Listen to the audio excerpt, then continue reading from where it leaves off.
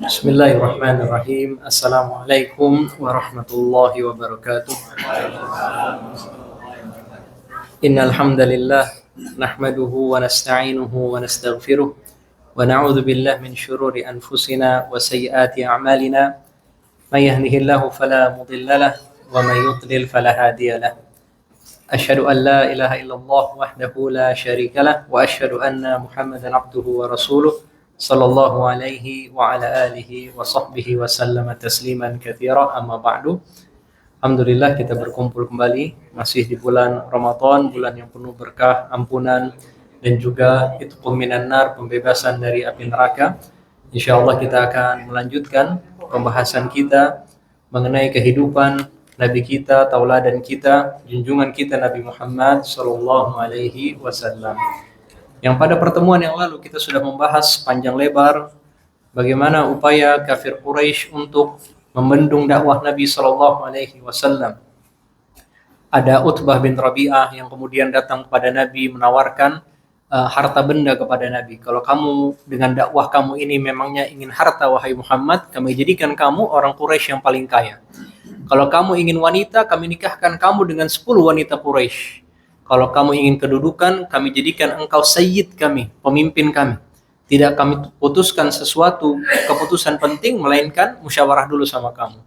1, 2, 3 semua tawaran diberikan kepada Nabi SAW. Nabi selesai itu semua, Nabi katakan, sudah selesai wahai Utbah bin Rabi'ah, sudah selesai. Nabi malah membacakan apa? Ayat Al-Quran kepada Utbah bin Rabi'ah. Yang di dalamnya ada peringatan Allah Azza wa Jalla. Dan juga ketika mendengar fa'in a'radu, kalau mereka berpaling, fa'inni anzartukum sa'iqatan mithla sa'iqati 'adin wa samud, aku ancam kamu dengan petir seperti petir yang menyambar kaum 'Ad dan Samud. Tiba-tiba Utbah bin Rabi'ah malah menutup mulut Nabi sallallahu alaihi wasallam ketakutan, ya, ketakutan kepada Nabi sallallahu alaihi wasallam. Ada juga Al-Walid bin Mughirah, ya, bapaknya Khalid bin Walid yang datang kepada Nabi sallallahu alaihi wasallam dan dia hampir masuk Islam. Dia katakan perkataan Nabi ini, innahu latalawah, perkataannya fasih, wa innahu lahalawah, maknanya itu manis, ya, wa inna aslahu la'idqun, pondasinya itu kuat, ya, wa inna far'ahu lajanat, dan cabang-cabangnya itu membuahkan buah-buah yang demikian indah. Tapi kendati demikian, Al-Walid bin Mughirah dihasut oleh keponakannya yang bernama Abu Jahal. Sampai Abu Jahal bilang sama Al-Walid bin Mughirah, paman itu memuji perkataan Nabi Muhammad dan juga Abu Bakar karena paman sudah tua, ya. Paman ingin makan dari nafkahnya Muhammad dan Abu Bakar. Maka Al-Walid bin Mughirah murka, demikian murkanya mendengar perkataan keponakannya ini, ya. Padahal kaumnya tidak ada yang berkata seperti itu. Maka Al-Walid bin Mughirah datang kepada kaumnya, kemudian dia diskusi. Kalau kalian bilang Muhammad ini gila, apakah kalian lihat ada tanda-tanda kegilaan pada Muhammad? Semuanya mengatakan tidak ada. Kalau kalian katakan dia itu penyihir, apakah dia suka meniup-niup buhul, membuat buhul sihir dan meniup buhul-buhul itu? Mereka katakan tidak juga. Kalau dia penyair, saya paling tahu tentang syair kalian. Tidak ada perkataan syair seperti ini, ya. Tapi dia kemudian berpikir, dan berpikirnya ini Pak diabadikan oleh Allah dalam Al-Qur'an. Innahu fakkara wa qaddar. Faqutila kaifa qaddar, summa qutila kaifa qaddar. Dia berpikir dan menimbang-nimbang. Celaka dia, bagaimana dia berpikir? Kemudian celaka lagi dia, bagaimana dia berpikir? Ujung-ujungnya dia berpikir, summa nadhar, kemudian dia lihat Muhammad SAW dari jauh, summa adbara wastakbar, kemudian dia menyombongkan diri dan berpaling. Akhirnya dia katakan, in hadza illa sihru yu'sar. Paling dekat bisa kita katakan, perkataan Muhammad ini adalah sihir. Kenapa? Memecah belah antara suami sama istri, bapak sama anak, saudara kakak sama adik, terpecah belah karena dakwah Islam ini. Maka paling dekat kata Al-Walid bin Mughirah bisa kita katakan perkataan Muhammad ini adalah sihir, ya. Allah abadikan dalam surat Al-Mudaththir, ya, in hadza illa qaulul bashar. Kata Al-Walid, ini tidak lain adalah perkataan manusia. Sa'uslihi saqar, kata Allah, saya akan masukkan dia ke neraka saqar, ya. Wa ma adraka ma saqar la tubqi wa la tadhar lawahatun lil bashar 'alaiha 19. Apa itu neraka saqar? Tidak meninggalkan orang sekejap pun. Dia membakar kulit-kulit manusia di atasnya ada 19 malaikat yang menjaga neraka Sakor itu, ya. Nah, jadi beberapa upaya kafir Quraisy, ada juga kemarin kita sebutkan An-Nadhr bin Harith, yang kalau Nabi baca Al-Quran sebuah majelis, dia bikin majelis di sebelah Nabi. Majelisnya dia apa? Ada biduan-biduan wanita bernyanyi, hidangkan khamar. Maka orang itu kemudian lebih senang sama majelisnya An-Nadhr bin Harith, ya. Intinya upaya demi upaya mereka canangkan bagaimana caranya membendung dakwah Nabi Shallallahu Alaihi Wasallam. Salah satu upaya yang mereka lakukan adalah setiap kali ada suku Arab yang datang ke Mekah, pasti mereka memperingatkan dari kejahatan atau dari sihirnya Nabi dalam tanda kutip seperti itu, ya. Di antaranya adalah Domat al-Asadi. Domat al-Azdi adalah suku dari suku Bani Azd Asy-Syunu'ah, ya. Dia adalah orang yang biasa mengobati penyakit gila. Artinya dia punya jampi-jampi yang dia kuasai, bisa mengobati penyakit gila, ya. Ketika dia datang ke kota Mekah, pembesar kota Mekah mengatakan, ya, jangan sampai kamu ketemu orang ini, ya. Bisa-bisa orang ini ini adalah orang gila, ya.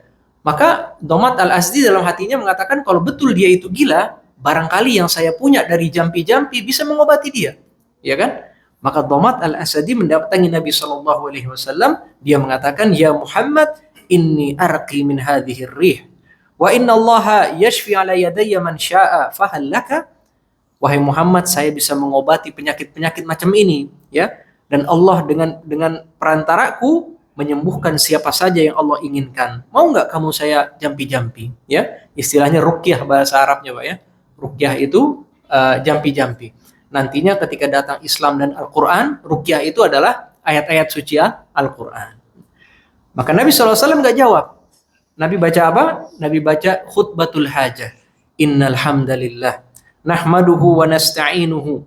Segala puji bagi Allah, kita memujinya dan minta tolong padanya. May yahdihillahu fala mudhillalah. Siapa yang Allah beri hidayah, tidak ada yang dapat menyesatkannya. Wa may yudlilhu fala hadiyalah. Siapa yang Allah sesatkan, tidak ada yang bisa memberi hidayah.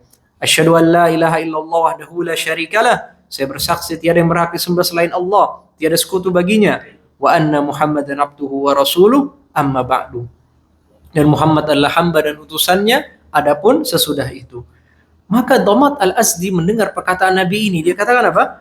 A'id alayya kalimatika haula. Tolong ulangi lagi wahai Muhammad. Kok indah banget yang kamu baca itu?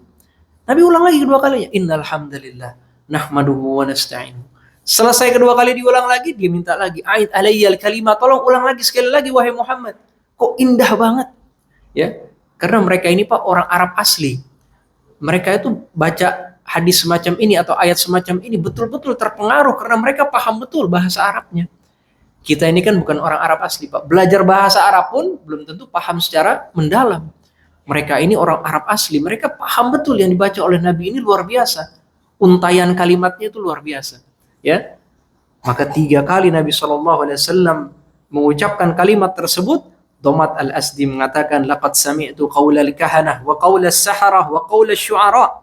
Saya sudah banyak mendengar perkataan tukang ramal, tukang sihir, ahli-ahli syair, ya. Saya tidak pernah mendengar seperti kalimat-kalimatmu ini wahai Muhammad.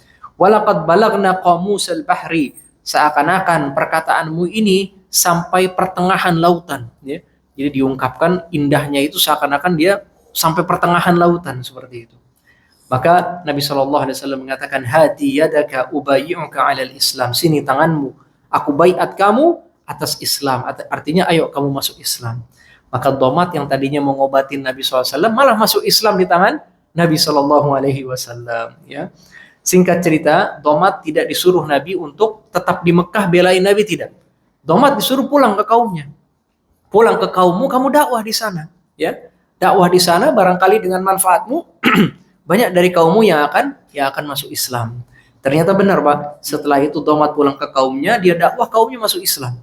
Di kemudian hari, ketika Nabi SAW sudah di Madinah, kemudian sudah punya kekuatan gitu, ya. Salah satu pasukan yang Nabi utus, ya, itu melewati kaumnya Domat al-Asadi. Dan mereka sempat mengambil sebuah bejana.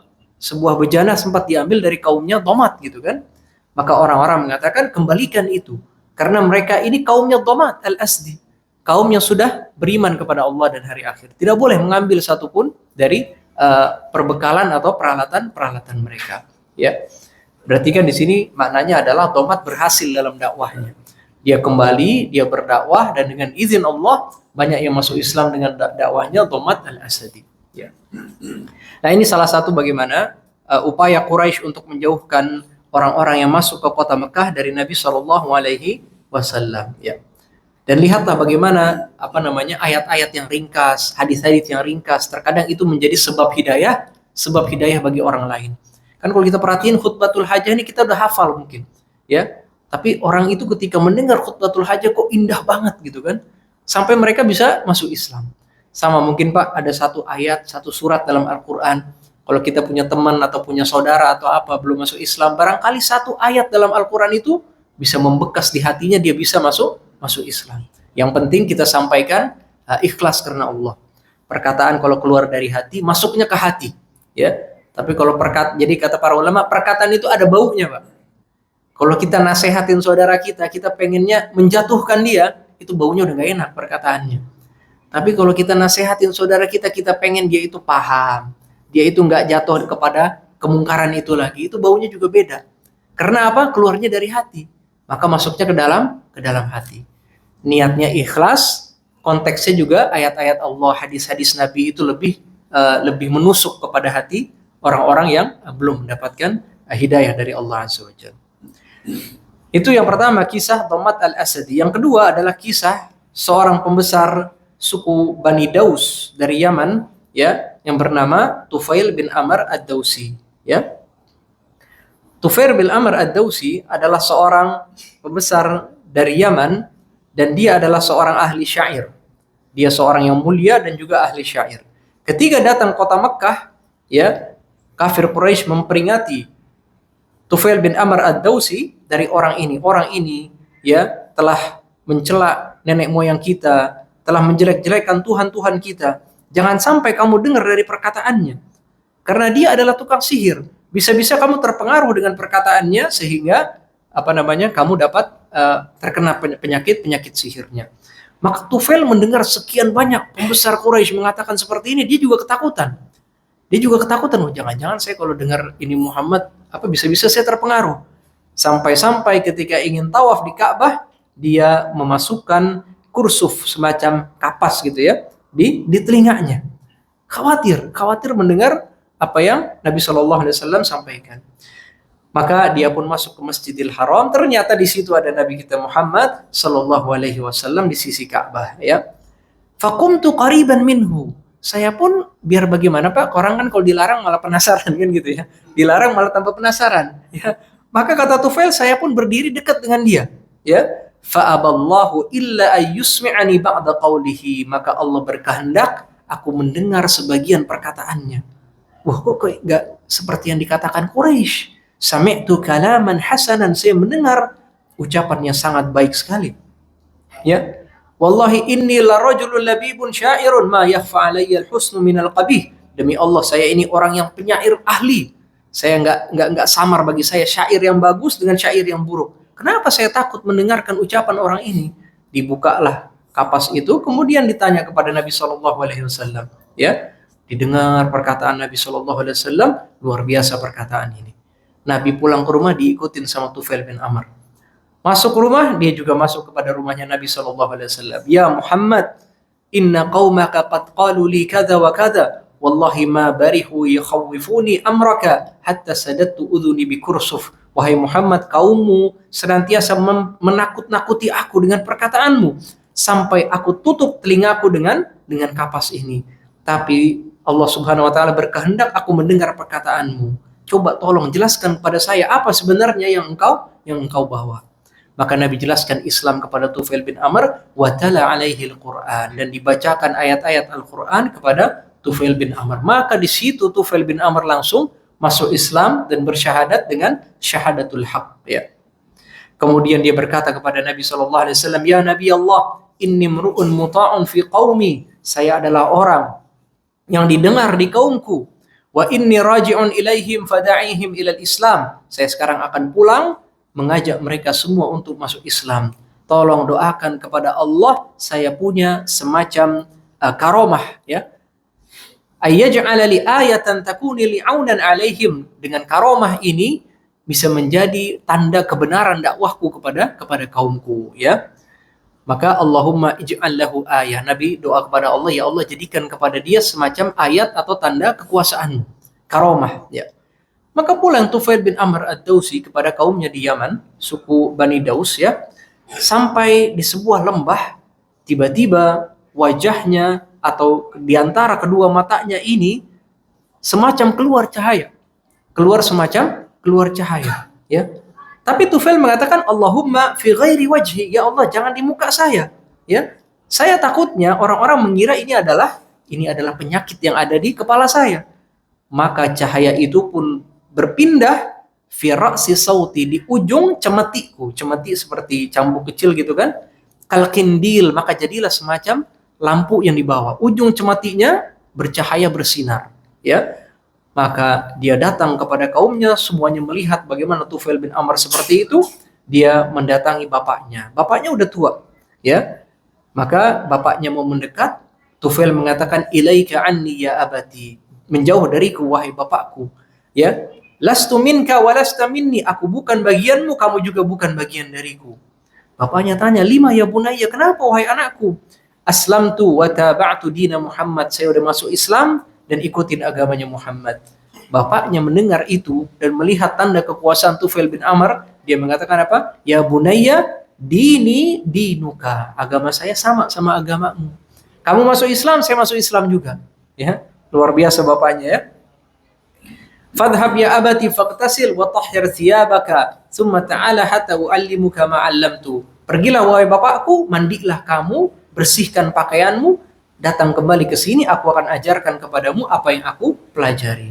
Maka bapaknya pun mandi, ya, kemudian mengganti bajunya, datang kepada Tufail untuk belajar Islam, ya. Begitu juga istrinya, ya. Istrinya kata Tufail, jangan dekati saya, kamu nggak halal buat saya tidak halal buat kamu.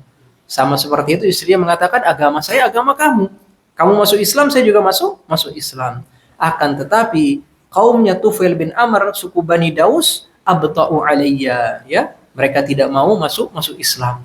Walaupun melihat tanda kekuasaan Allah Subhanahu wa taala, dakwahnya Tufail bin Amr, mereka terlambat masuk Islamnya, ya.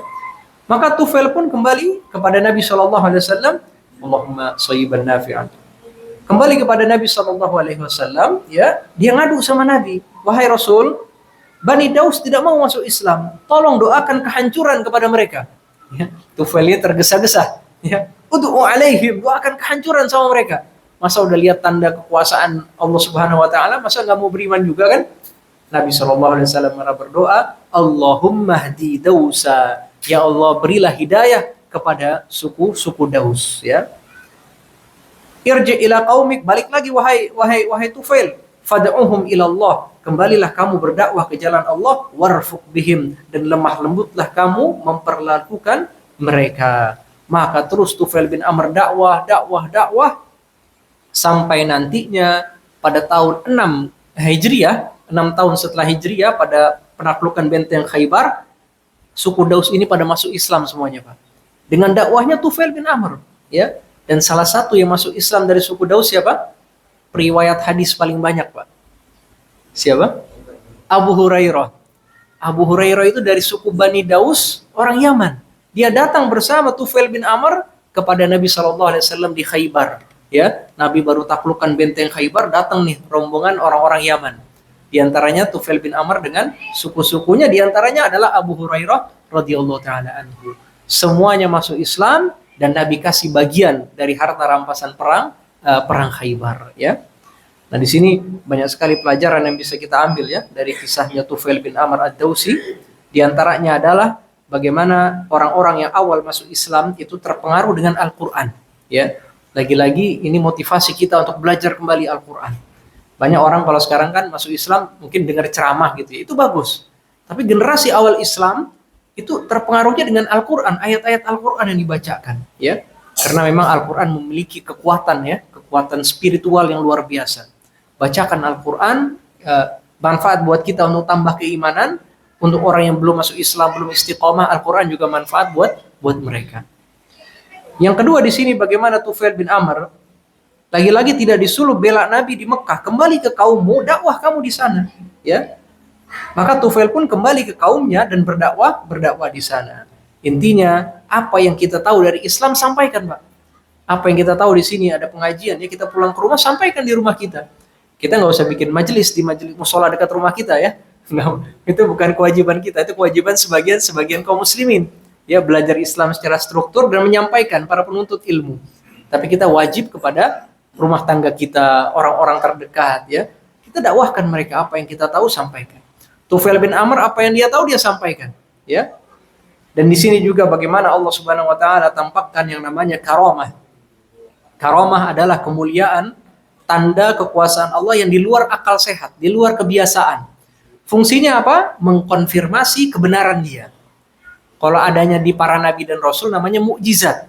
Ya, ini untuk mengkonfirmasi kenabian dia. Ya, tujuannya itu.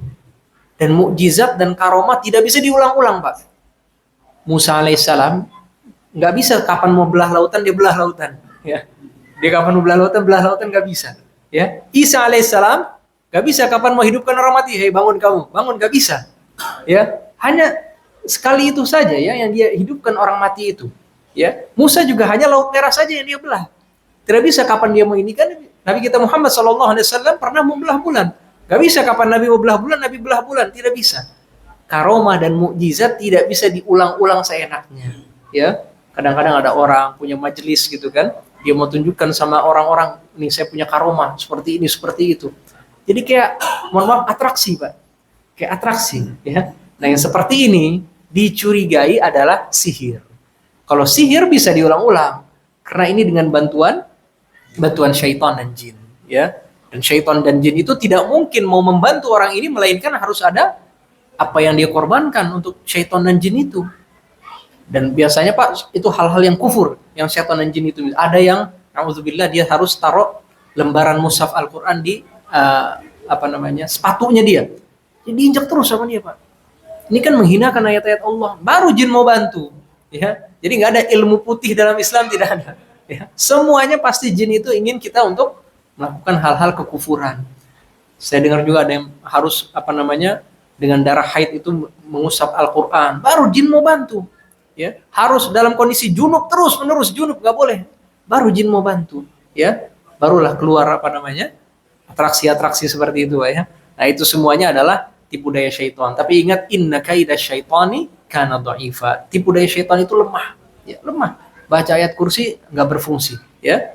Nah, itulah macam-macam sekarang ini banyak karomah-karomah yang kata orang karomah, ya, tapi sebenarnya bukan. Tufail bin Amr juga begitu. Tidak bisa kapan dia mau keluarkan cahaya dari cambuknya dia bisa keluarkan cahaya, tidak. Ya, hanya itu saja dia bisa keluarkan cahaya untuk mendakwahi kaumnya, bapaknya, istrinya.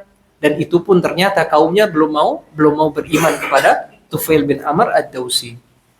Dan di sini kita lihat bagaimana dia tergesa-gesa. Dia datang pada Nabi, ya Rasulullah, ud'u ala Daus. Ya Rasulullah, doakan kehancuran bagi suku Daus. Ya, barangkali kadang-kadang, Pak, kita dakwah sama satu orang sekali, dua kali, dia belum mau mendengar gitu, Pak, ya. Timbul dalam hati kita, aduh, Allah binasakanlah orang seperti kamu. Jangan tergesa-gesa dulu, Pak. Ya. Tufail bin Amr dakwah berapa tahun tuh, bayangkan. Dari awal-awal Nabi dakwah secara terang-terangan kan tahun 4 kenabian atau 3 kenabian. Sampai nanti 6 setelah hijrah baru ini suku Daus rombongan masuk Islam, baiat Nabi SAW. Bertahun-tahun yang namanya dakwah, ya. Ya. Ada satu hadis yang dikatakan ada orang mendakwahi saudaranya. Saudaranya kemudian tidak mau beriman. Dia mengatakan, wallahi la yaghfirullahu lak. Dia mengatakan, demi Allah, Allah nggak ampuni dosa kamu. Kata Allah Subhanahu wa taala dalam hadis qudsi ini, manil ladzi yata'alla alayya alla aghfiru fulan. Siapa yang berani mendahuluiku bersumpah saya nggak akan ampuni si fulan. Kata Allah, laqad ghafartu li fulan wa ahbattu amalaka. Saya sudah ampuni si fulan dan saya hapus dosa amal kebaikanmu semua. Ya. Hadis ini menjadi cemeti bagi kita. Barangkali sekali kita dakwahi belum mau, 2 kali kita dakwahi belum mau, 3 kali keluar dari mulut kita, bebal sekali kamu ini. Misalkan seperti itu, ya. Allah macam kamu ini Allah nggak ampuni. Naudzubillah, kalau keluar perkataan seperti itu, bisa-bisa Pak berbalik. Amal kita dihapuskan sama Allah, dosa dia sudah diampuni sama Allah. Kita nggak tahu kapan ini anak akan klik gitu ya, kapan dia bakal klop dan kembali kepada jalan istiqomah. Terus yang penting kita mendakwahkan ya, dakwahkan yang kebenaran ini. Nah, itulah kisah yang kedua dari Tufail bin Amr ad-Dawsi, Domat al-Asadi, Tufail bin Amr ad-Dawsi. Kisah ketiga, masih cukup kayaknya satu lagi, adalah Abu Dzar al-Ghifari. Abu Dzar al-Ghifari adalah seseorang dari suku Bani Ghifar. Ya. Sejak masa jahiliyah, dia terbimbing oleh fitrahnya tidak mau sembah berhala. Jadi sejak zaman jahiliyah terbimbing oleh fitrahnya tidak mau sembah berhala. Ya. Dan dia mendengar nih ada orang di Mekah mendakwahkan Islam dan lain sebagainya. Bahkan di sini disebutkan ya 3 tahun sebelum mengenal Nabi SAW dia sudah mulai sholat. Ya, nampaknya sholat ini dia dapati dari mungkin Nasrani yang masih lurus atau Yahudi yang masih lurus. Dan dia praktekkan seperti itu. Sembahnya siapa? Tuhan yang satu. Ya, Tuhan yang satu. Dia tidak menyembah berhala dan lain sebagainya. Ala nahjil ahnaf, di atas agama-agama Hanif, agama yang lurus ya. Maka dia pun mendengar tentang Nabi SAW, dia mendatangi kota Makkah. Tapi dia tidak mau bertanya kepada seorang pun tentang Nabi SAW. Ternyata dia tidur di depan Masjidil Haram, dilihat oleh Ali bin Abi Thalib ya. Maka Ali melihat ini tampaknya orang-orang asing. Ali menjamu di rumahnya tapi belum bertanya tentang apapun. Berikutnya juga seperti itu. Abu Dzar al-Ghifari pagi-pagi datang Masjidil Haram, ya kayak nyari-nyari orang gitu, ya. Malamnya dijamu lagi oleh Ali bin Abi Thalib, tapi belum bertanya tentang apapun, ya. Sampai 3 malam seperti itu, bahkan sebagian mengatakan sebelum dijamu sama Ali, dia ini sempat 30 hari di kota Mekah gak punya makanan, Pak. Dia hanya minum air Zam-Zam saja, ya. Dengan air Zam-Zam itu kata hadisnya, aku mendapatkan perut yang penuh. Artinya bisa menjadi pengganti makanan, nutrisinya air Zam-Zam itu. Ya, 30 hari tidak mendapatkan makanan, hanya minum air Zam-Zam saja. Baru kemudian dijamu oleh Ali bin Abi Thalib. Itu pun Ali belum bertanya. Sampai malam ketiga, Ali sudah mulai percaya sama orang ini, tidak mau macam-macam. Ditanya sama Ali bin Abi Thalib, apa yang kamu mau? Ya, maka dia mengatakan, saya mendengar ini ada Rasulullah, dia mendakwakan seperti ini. Ali mengatakan, innahu haqqun wa huwa Rasulullah. Fa idza asbahta fattabi'ni. Betul, dia itu Rasulullah. Nanti kalau udah pagi hari, ikutin saya dari belakang. Ya, kalau saya melihat ada yang sesuatu dicurigai, saya akan menyamping ke sebelah, seakan-akan saya akan membuang air. Ya, kemudian kamu jangan ikuti saya. Kalau saya sudah jalan lagi, baru kamu ikuti saya. Nampaknya Ali ingin menyembunyikan kondisinya Nabi SAW. Maka dilakukan seperti itu sampai Abu Dzar bertemu dengan Nabi SAW pada akhirnya. Ya, ditanya sudah berapa hari? Ditanya 30 hari. Apa yang kamu makan? Air Zam-Zam. Maka kata Nabi, innahu ta'amu tu'min. Dia adalah makanan air Zam-Zam itu yang mengenyangkan. Ya, makanya air Zam-Zam dalam satu hadis disebutkan 5 syuribalah. Tergantung niat dia minum itu untuk apa. Kalau minum air Zam-Zam buat kenyang, insya Allah kenyang. Minum air Zam-Zam buat kesembuhan, insya Allah sembuh. Ya, itu luar biasa Pak, pengobatan dengan air Zam-Zam sendiri. Ya, makanya sekarang kan dijual ya. Kalau di sana kan gratis air Zam-Zam seperti itu, nggak apa-apa. Kita keluarkan uang sedikit untuk beli air Zam-Zam. Manfaat Pak, buat kesembuhan, buat penyakit dan lain sebagainya, luar biasa air Zam-Zam. Bahkan diginikan juga, misalkan ada sakit kulit, itu juga bermanfaat luar biasa. Ya, itu air terbaik di dunia ini. Nabi mengatakan ma'u Zam-Zam 5 syuribalah. Air Zam-Zam tergantung niat dia meminumnya. Ya, misalkan buat kecerdasan juga bisa. Minum air Zam-Zam biar tidak lupa ilmu yang kita pelajari, bisa juga insya Allah tidak lupa. Ya. Kemudian Abu Dzar al-Ghifari masuk Islam di tangan Nabi SAW. Nabi mewasiatkan lagi-lagi kepada Abu Dzar al-Ghifari, irji' ila qaumika. Wahai Abu Dzar, kamu pulang dulu ke kaummu. Fa akhbirhum hatta ya'tiyaka amri. Ya, kabarkan mereka tentang Islam sampai nanti datang kepadamu tentang urusanku. Ya, ternyata Abu Dzar nggak mau. Dia bilang apa? Walladzi nafsi biyadihi la asrukhanna biha baina dhahrainihim. Demi Allah yang jiwaku di tangannya, saya akan berteriak dengan Islam di antara kafir Quraisy besok pagi. Ya, ternyata benar. Ya, dia keluar datang ke Masjidil Haram, nada bi'a'la sautihi, dia menyeru dengan suaranya paling keras, asyhadu an la ilaha illallah wa anna Muhammadan Rasulullah. Saya bersaksi tiada ilah selain Allah dan Muhammad Rasulullah. Wasaral qaumu hatta adja'uhu, maka orang pun menyerang Abu Dzar Al-Ghifari sampai dia sudah telentang, Pak, siap untuk dihabisi. Tiba-tiba yang datang siapa? Abbas bin Abdul Muttalib. Fahadzarahum min intiqami Ghifar. Dia mengatakan, kalian tahu nggak, dia ini dari Bani Ghifar. Bani Ghifar itu perjalanan kalian ke negeri Syam lewat perkampungan Bani Ghifar. Kalau ini orang mati, habis perdagangan kalian, nggak bisa sampai negeri Syam, ya. Maka mereka pun meninggalkan Abu Dzar Al-Ghifari, ya. Maka ketika itu Abu Dzar Al-Ghifari pulang kepada kaumnya, ya, mendakwahkan Islam kepada kaumnya, dan sebagaimana Tufail bin Amr berhasil, Abu Dzar Al-Ghifari juga berhasil. Sampai Nabi mengatakan, Banu Ghifar ghafarahumullah. Banu Ghifar semoga Allah mengampuni mereka semua, ya. Nah, demikianlah mungkin yang bisa kita sampaikan 3 kisah bagaimana kafir Quraisy mencoba membendung dakwah Nabi Shallallahu Alaihi Wasallam, tapi dengan izin Allah dakwah Nabi malah diterima oleh orang-orang ini, ya. Dan ketika orang-orang diterima, Nabi nggak suruh mereka itu langsung membela Nabi di Mekah, enggak. Balik ke kampung kalian masing-masing, dakwah di sana. Barangkali ada manfaat di sana, ya. Mirip misalkan, Pak, kita ada lembaga dakwah, ya. Misalkan seperti Libya, orang-orang dari daerah datang. Dari daerah datang, mereka sudah paham, mereka sudah punya ilmunya. Jangan sibuk semuanya dakwah di Jakarta gitu kan.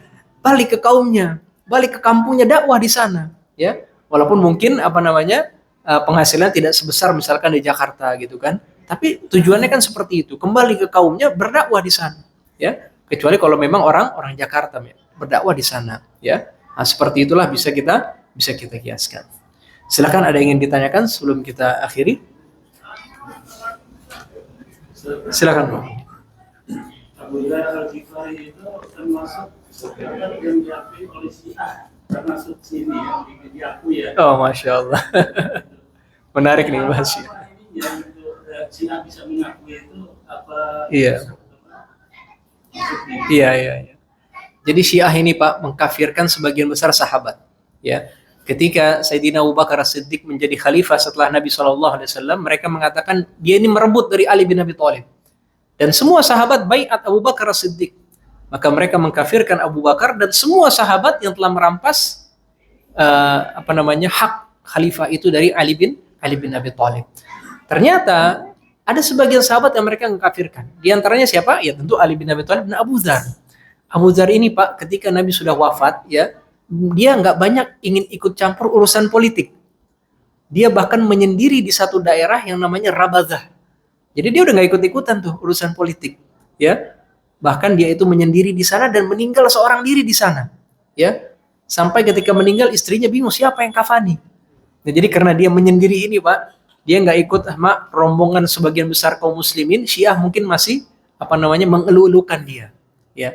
Tapi kita pahami satu hal, Pak. Kenapa mereka kafirkan para sahabat? Sebagian orang yang nggak ngerti, ya udahlah mereka kafirkan Abu Bakar, kita akui Abu Bakar. Kuncinya satu, kalau para sahabat kafir, Quran kita nggak berlaku. Karena Quran semuanya datang dari siapa? Dari para sahabat, ya. Nah, intinya di situ. Kita masuk waktu berbuka. Kita tutup dengan kafaratul majlis. Subhanakallahumma wa bihamdika asyhadu an la ilaha illa anta astaghfiruka wa atubu ilaik. Assalamualaikum warahmatullahi wabarakatuh.